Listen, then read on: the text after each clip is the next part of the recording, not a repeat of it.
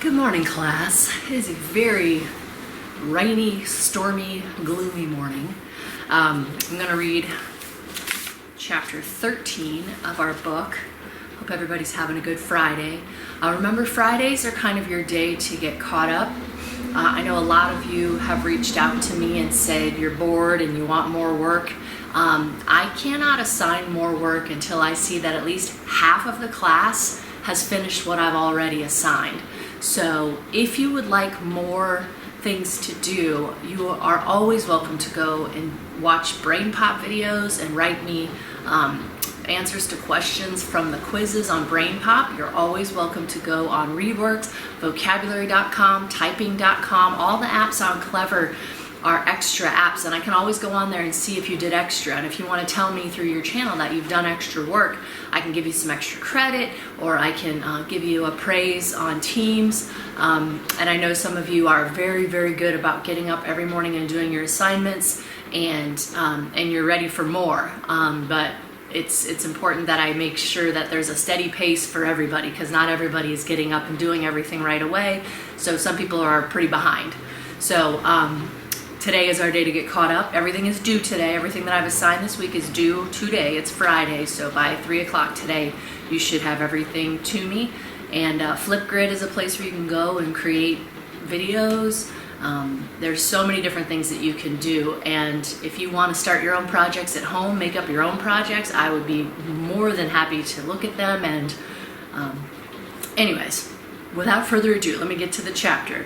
So, Chapter 13, this one's called Believing in Monsters. In my opinion, the fellows who make Hollywood pictures are really just salesmen. Instead of peddling girdles, they sell thrills and chills, and folks eat them up. Not me. Sorry, I can't see anymore. It's pretty dark.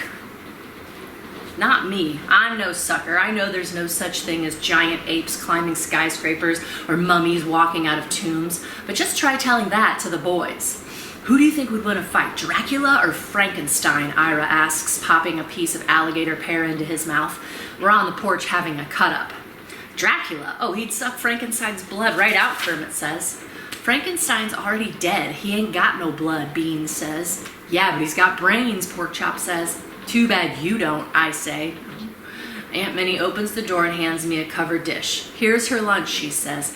When I walk up to Nana Philly's front porch, Smokey is waiting for me on the steps. Glad to see me, I asked my cat. Miss B was only too happy to take in Smokey when I told her the situation. I miss having Smokey with me, but I think Termite misses her even more. I could tell by the way he circles the house looking for her. The wag has gone out of his tail. Well, Miss Philomena has taken a real shine to that cat of yours, Miss B says, opening the door. Yeah, they've got a lot in common, I say. They both hate kids.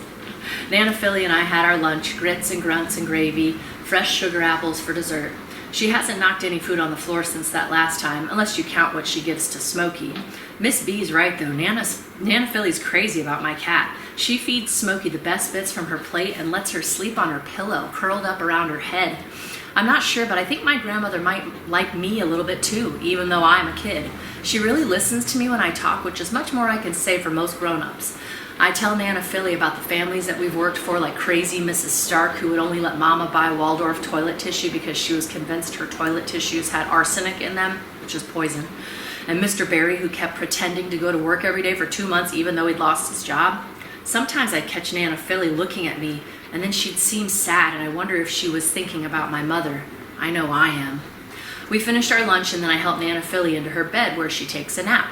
I'm in the kitchen washing up when I hear a loud crash. I run into the parlor thinking it's Nana Philly, but it's not. It was my cat. Smokey fell through the top of the crumbling termite-eaten piano, and she can't get out. I hear her meowing pitifully inside, her paws scrambling. Hang on, I tell her. I push the bench over and I climb up and I pull her out. She leaps out of my arms and runs off. That'll teach you not to jump on the furniture. There's a hole in the top of the piano and I look inside, curious. It's a mess, all bits of decaying wood, termite wings, but something catches my eye, a cigar box. It must have been in the piano for a long time because there's a very thick layer of dust on it. I open it. Right on top is a pile of little shells, and beneath it is a folded up piece of paper, and beneath that is a gold coin. I hold the coin in my hand, turning it over. Then I unfold the paper. It's a map. I read the words on the top. This being where Black Caesar put his treasure. I stare at it for a long time, and I don't believe for a moment that it's real. That be like believing in blood-sucking vampires and mad scientists bringing dead man to life. Oh, that'd be like believing in blood-sucking vampires and mad scientists bringing dead men to life. I close the cigar box and I put it back. I close the cigar box and I put it back inside the piano, and I pretend I never saw it. But it's funny, even though I try to forget about the coin and the map, I can't stop myself. I go back and I look at them every chance I get. I keep thinking that maybe they're real. It's like monsters. You know there's no such thing, but you can't help wonder if out there somewhere in the dark night, they're just waiting to get you. Finally, I can't take it anymore. I go looking for Slowpoke. He'll know if the map's real or not, and I trust him, but when I get to the docks, his boat is gone. Sorry, Turtle.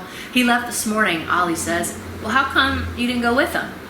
Ollie looks sheepish. Well, he's doing an errand for Johnny Cakes. He didn't need any extra help. Well, do you know when he'll be back, I ask, and he shakes his head. When I return to Curry Lane, the diaper gang is playing marbles. Remember Johnny Cakes was the guy that they think was doing like illegal business? So it sounds like Slowpoke went and did an errand that might be illegal, so that's not good. Fellas, Iris says, we're not working Labor Day. Even the diaper game deserves a day off. You said it, pal, Porkchop says. Besides, I hear there's a circus coming to town.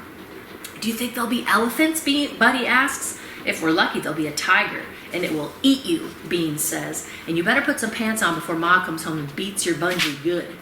Too late, Kermit says. Aunt Minnie's walking down the lane, and she looks mad. Your father won't be coming home this weekend after all, she says. He picked up some extra work helping out a fella on his house up there. Nobody says anything. She sighs.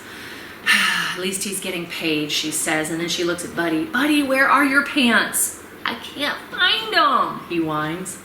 Honestly, she says, and she grabs him up, carries him to the house, his wiry body wiggling the whole way. Beans turns to the boys, rolling a marble between his fingers. Come on, fellas, let's go challenge those White Street boys to a game.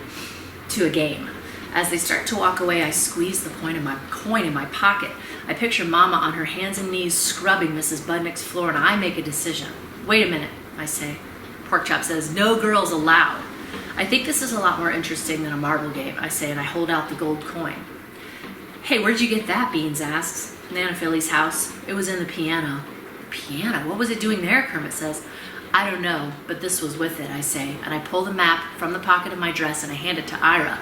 I'm surprised she's sharing this with these boys, even though she doesn't really trust them or like them, and vice versa. I wonder what her game is. I feel like she's got a plan. He looks at it, his eyes widening in disbelief. It's a map to Black Caesar's treasure. Hearing Ira say it out loud makes it seem real, and for a moment I can almost see the treasure glinting under the sun. Shiny gold and silver coins and jewels as big as coconuts. I have to dig my nails into the palm of my hand to stop from trying to reach out and grab it from him. Don't be a sap, it's a fake, Porkchop says, but there's something in his voice as if he's trying to talk himself out of it. Kermit is holding the gold coin. Looks real to me. Nana Philly's daddy was a wrecker. Who knows what he took off ships?